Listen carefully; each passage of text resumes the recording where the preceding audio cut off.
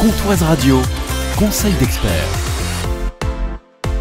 Bonjour Sandrine. Bonjour. Vous êtes de la DIL 7090 à Vesoul. Si mon logement est humide et que le bailleur ne veut pas agir, qu'est-ce que je peux faire ? Alors dans ce cas-là, effectivement, nous on va vous proposer un modèle type de lettre recommandée dans un premier temps qu'il faudra envoyer à votre propriétaire pour lui signaler tous les problèmes dans le logement. Et dans le modèle de lettre, on laisse 15 jours au propriétaire pour qu'il vous contacte pour trouver une solution.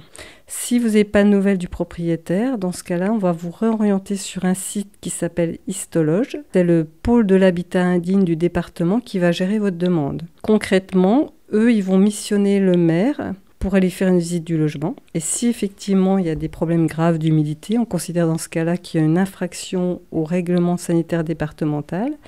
Et le maire va dans un premier temps mettre en demeure le propriétaire de faire les travaux. Si vous percevez une aide au logement de la CAF va aussi le mettre en demeure de faire les travaux et elle va suspendre carrément l'aide au logement tant que le propriétaire ne fait pas les travaux.